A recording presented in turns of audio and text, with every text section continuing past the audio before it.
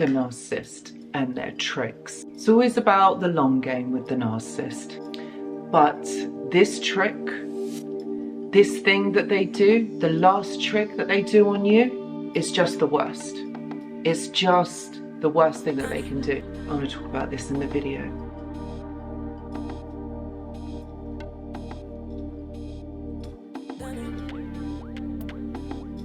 Hello and welcome back. I hope that you're all doing really well. So the narcissist's last trick, the last thing that they actually do to you before they leave, and why they have to do this before they leave. There's a specific strategy that they use on you just before they leave. And it's like, why? Just why? And I see through it, and I'm going to talk about why they do this to you before they actually leave.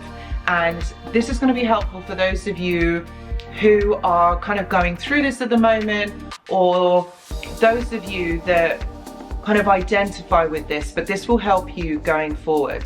But my friends, before I get into it, just quickly want to mention that I do go live on this channel once a week, and if you have any questions or there's anything on your mind that you want a quick answer to, I would say join the live, because it may well get answered in the live. If it doesn't, don't worry, you've obviously typed the question into the chat. We have a really wonderful community which would probably answer that question for you and help you out, because they're just amazing and you guys know who you are. So thank you so much of you who already join the live every single week. And those of you that are new, I would say hop onto the live, see what you think. And if you want more information, please see the description box below. So the narcissist's last trick. Like, I get why they do this, but you know what is so evil? It's actually so evil that they do this. Okay, they have to destroy you before they leave you. Before they leave, before everything goes south, they have to destroy you. And the reason why they destroy you is because they don't want you to move on. They don't want you to be okay. They don't want you to be that person that they met right at the beginning. They don't nurture you. They don't nurture this relationship. This isn't a relationship about growing and creating something together. This is about competition. This is about hierarchy. They've got to be better than you all the time. So this is why they want to destroy you before they leave. Because my friends, if they destroy you, you are on the floor, you are crying, you're not going to be able to move forward. You're not going to be able to forget the narcissist. That is what they want. They want you to not forget them. Because they think that if they leave you on the floor over here, they're going to come back for you and you're still going to be on the floor waiting for them. They don't want you to get better, because if you get better, you get stronger, you get your power back. And if you get your power back and you get stronger, you're able to move forward and live your life. And they know that you will do that.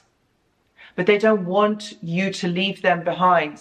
Because you know why, my friends? Because they can't do that for themselves. They can't heal from this. They can't heal from any of their trauma that they have gone through. They're not self-actualized. They don't look at this and think, oh, I want to move forward. I want to do the best for me. Because they have disconnected from themselves. They are not themselves. They are not for themselves. They're actually against themselves, even though you may think that they do things to kind of help them, but they don't. They're just merely surviving in this scenario, in their life. They don't actually ever heal. I mean, how do they heal? They just go around in the same cycles over and over again, because they don't look inward. They're not self-actualized. They're not self-aware. They can't do this for themselves. Self-actualized and self-awareness doesn't mean going to therapy or receiving medication to help you to see that. There is work that needs to be done in order for you to reach that state. But they're not willing to put the work in. They don't want to know.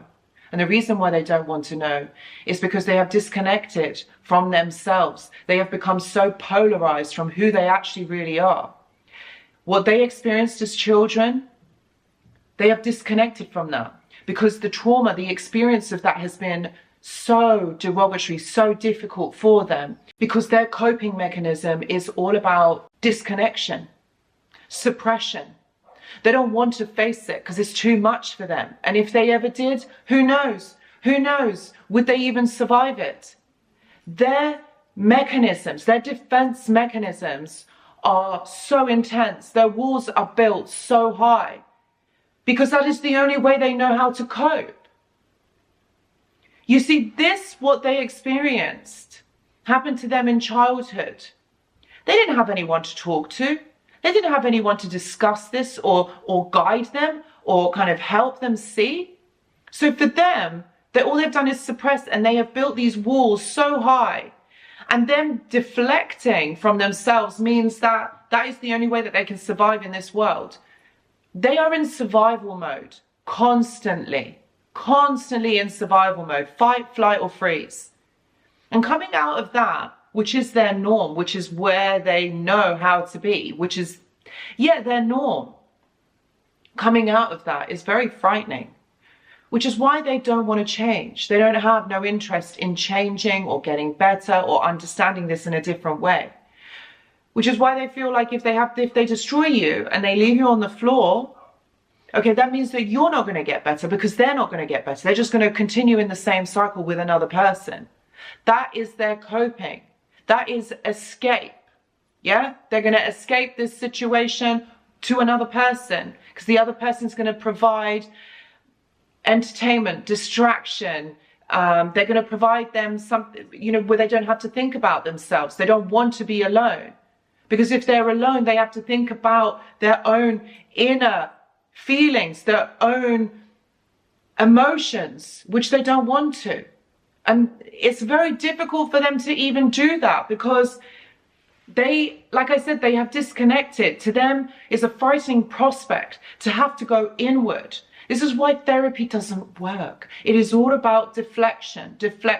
Remember, the walls are built so high and they can't hardly see over those walls, let alone you seeing over them, let alone a therapist or a counselor or a psychologist seeing over those walls.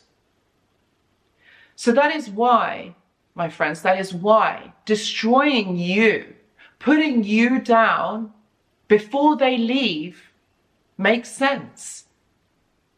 Because then they see themselves as, oh, I can move on, I can have a good life, this is this competition that exists between you and them.